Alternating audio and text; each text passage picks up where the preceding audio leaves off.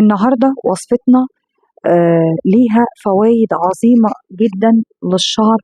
مكون بسيط موجود في كل مكان، سهل، لكن في كمية فيتامينات عالية جدا تساعد على الزنك اللي موجود في المكون بتاعنا النهاردة، بيساعد على تحسين نمو الشعر.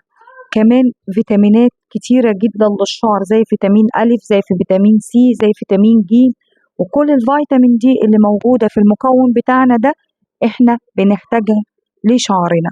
بس قبل ما نبدأ في الوصفة بتاعتنا، يا ريت كلنا كده تسمعونا الصلاة على رسولنا الكريم، وكمان يا ريت في الكومنتات تكتبوا لنا اسم من أسماء الله يساعدنا على الطاقة الإيجابية، ويكون فضل منكم وليس أمرا.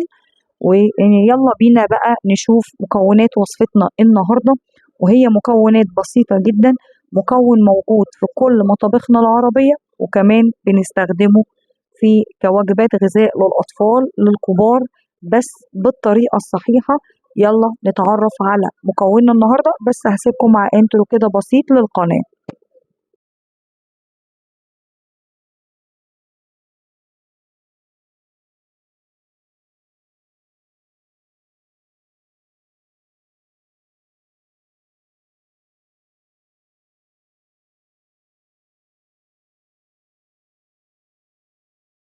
المكون بتاعنا النهاردة للشعر مكون فعلا يستحق ان احنا نقف عليه وقفة كده، وهو الأقماع بتاعة الكوسة. طبعا كلنا عارفين ان الكوسة موجودة في كل مطابخنا العربية، في السوق متوفرة رخيصة الثمن. بس احنا النهاردة مش هنستخدم الكوسة، هنستخدم الأقماع بتاعة الكوسة مع قلب الكوسة. عايزة تعملي الوصفة دي بالكوسة كلها مفيش مشكلة، بس النهاردة أنا استخدمت قلب الكوسة مع الأقماع. فيها معادن وفيتامينات كتيرة جدا للبشرة وللشعر، بس احنا النهاردة نعتبر وصفتنا كرياتين طبيعي للشعر، علاج تساقط الشعر. الفيتامينات والنحاس والزنك اللي فيها بتساعد على تغميق لون الشعر. الناس اللي عندهم شيف في الشعر ممكن يستخدموا الوصفة دي بإضافات بسيطة جدا. يلا نعرف وصفتنا النهاردة.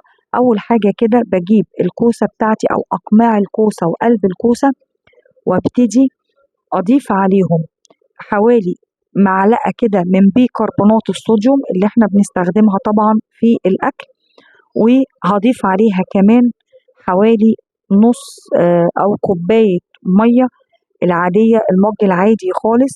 طب ليه يا رشا انت ضفتي بيكربونات الصوديوم للكوسة بتاعتنا؟ عشان ننضفها كويس من أي بقايا عضوي من السماد أو المبيدات اللي بيحطوها للزرع، عشان نتخلص من كل المواد الضارة، عشان الوصفة تفيدنا ما تضرش شعرنا. هنبتدي كده بإيدينا نخلعكها كويس جدا.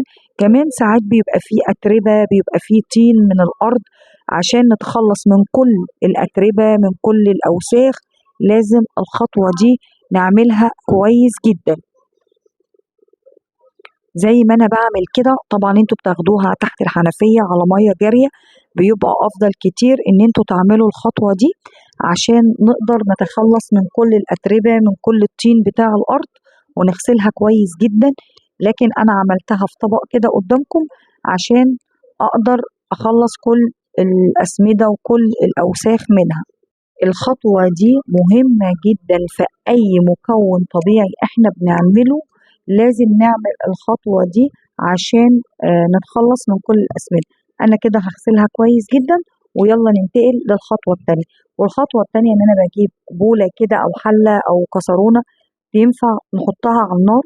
طبعا بغير المية من مرتين لتلاتة. يا ريت لو وصلتوا لحد هنا ما تنسونيش في اللايك، ولو أول مرة تشوفوا الفيديوهات بتاعتي يا ريت تنورونا بالاشتراك وتفعلوا الجرس على الكل عشان يوصل لكم كل فيديو جديد أنا بنزله. كده أنا حطيت كمية الكوسة بتاعتي، مش الكوسة، كمية أقماع مع قلب الكوسة كلها في الحلة بتاعتي. والحلة أنا بستخدمها، أنا بفضل الاستانلس عشان ما بيتفاعلش مع الأكل. وحطيت بالظبط حوالي نص كوباية مية. زي ما انتوا شايفين كده هي مش مغطياه، لان الكوسة بتعتمد الكوسة بتنزل مية كتير جدا، فبالتالي انا مش محتاجة كمية مية كتير عشان ما تبقاش معايا صيصة او فيها كمية مية كبيرة.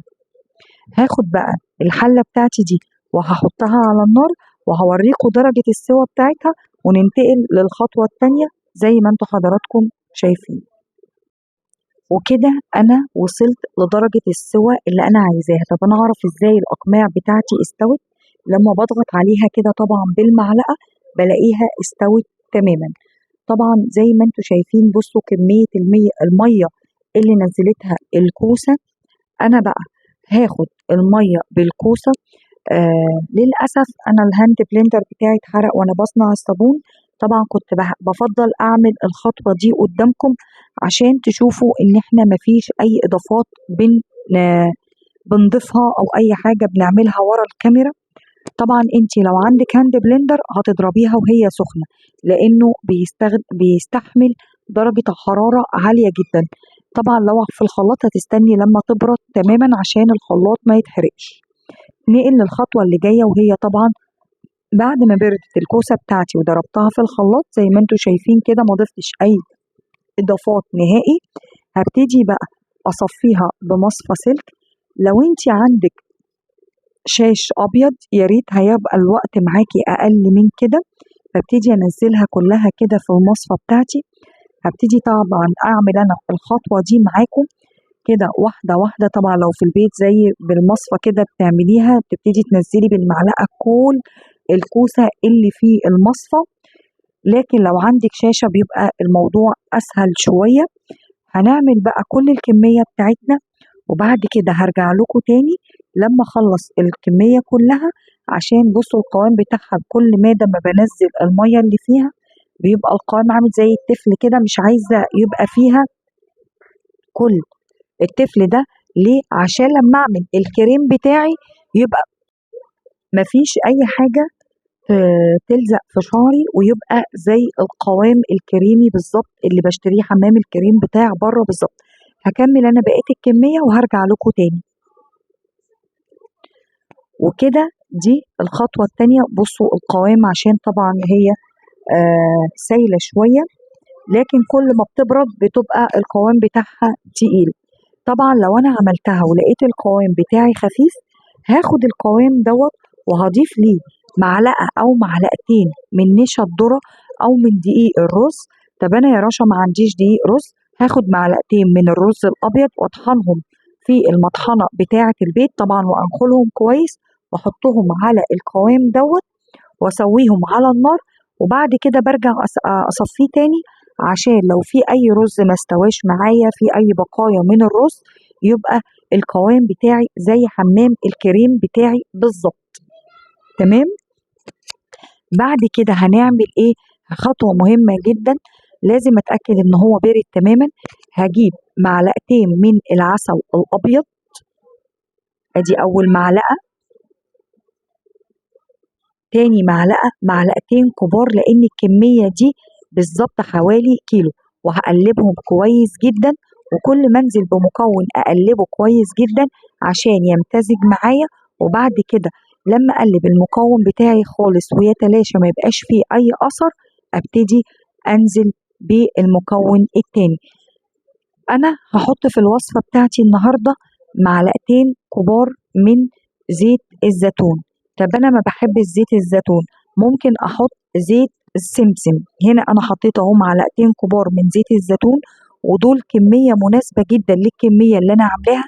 طب الكمية اللي انت عاملاها دي يا رشا قد ايه؟ ده بالظبط كيلو كامل من حمام الكريم. انتوا متخيلين الكيلو دلوقتي من حمام الكريم يبقى سعره كام؟ اتمنى تكتبوا لي في الكومنتات لو انتوا وصلتوا لحد هنا سعر كيلو حمام الكريم كام، لو هو طبيعي ومن ماركة كويسة ومعمول بدرجة عالية زي ما انا عاملة الخلطة بتاعتي دي، او حمام كريم او البلسم الطبيعي ده. اتمنى تجربوه، مفيد جدا للشعر، بيعمل على زيادة وكثافة طول الشعر. وكده بصوا القوام بتاعي بعد ما برد تماما. القوام بتاعه بالظبط بقى عامل زي حمام الكريم الطبيعي اللي انا بشتريه من اي مكان. هبتدي بقى الخطوة التانية ان انا اجيب كيس من حمام الكريم. طبعا انا هنا ضفت كيسين، حابة تحطي اكتر من كده عشان انا ما عنديش مادة حافظة، تمام. مش حابة تحطي خالص وتعملي كمية قليلة، مفيش مشكلة، لكن انا هنا حطاهم كمادة حافظة لحمام الكريم بتاعي، وكده يبقى انا حفظت الكريم. بس يستحسن تحطوا كمان 3 أو 4. التكلفة والله والله والله ما هتيجي ربع التكلفة اللي انتوا بتشتروها من بره، والقوام بتاعه هيفرق جدا في شعركم. نعومة سوري، كثافة، الشعراية نفسها هتختلف سمكها من شعر جاف وناشف وخشن لشعر ناعم مفرود تقيل. كمان انا كنت عامله طريقه نخاع الحمام كريم بنخاع الجمل. ممكن لو انت مثلا عامله نخاع او حمام كريم طبيعي تحطيه. في كذا طريقه للبلسم، طبعا عذرا كده ايدي اتبهدلت. بصوا بنقلب بقى المكونات بتاعتنا كويس جدا لحد القوام بتاعنا ما بيبقى بالشكل ده. لازم نقلب كويس جدا عشان كل المكون بتاعنا يبقى القوام بتاعه كريمي زي الجاهز بتاع بره. وبستنى لما بيبرد تماما، قلبه كويس جدا لحد ما القوام بتاعه يبقى كريمي، وتتأكدوا من ان كل المكونات بتاعتي امتزجت مع بعضها. طبعا انا خدت معلقه، شفت القوام بتاعها ده القوام المظبوط بتاعي، وهحط كل الكميه بتاعتي كده. ممكن الكميه دي تكفي معاكم فتره كويسه جدا. باخد كل الكميه بتاعتي وبقلبها كويس جدا في حمام الكريم بتاعي. حمام كريم طبيعي من مكون طبيعي، الكوسة من فصيلة القرع العسل. وانا نزلت لكم في الفيديو اللي فات وهحطه لكم في شاشة النهايات قد ايه هو فوائد عظيمة جدا في ترطيب وتنعيم وكثافة وعلاج شيب الشعر. كده بصوا حمام الكريم بتاعي، بصوا القوام بتاعه. طبعا بجيب بطرمان معقم. انا بفضل في الوصفات الطبيعيه يكون بطرمان زجاجي عشان يحافظ على الوصفه بتاعتي لاكبر فتره ممكنه، وبحتفظ بيه في التلاجة. وبعد كده بطلع باخد بمعلقه نظيفه، احط الكميه اللي انا هستخدمها في شعري، اطلعها بره التلاجة، ما اطلعش الكميه كلها عشان ما يحصلش فيها تعفن. انا هبتدي بقى احط بقيه الوصفه بتاعتي كلها في البطرمان، وهرجع لكم تاني عشان ما نضيعش وقت كبير مع بعض. طبعا زي ما قلت لكم انا بحط الوصفه كلها في التلاجة، باخد على قد الكميه اللي انا بستخدمها. بستخدم مثلا محتاج معلقه 2 3 على حسب طول وكثافه الشعر. زي ما انتم شايفين كده انا حطيت كل الكميه عندي في بطرمان يكون زي ما قلت لكم كده معقم نضيف، ما فيهوش اي ميه، لازم يكون ناشف عشان طبعا احنا ما نعملش حاجه ونبوظها.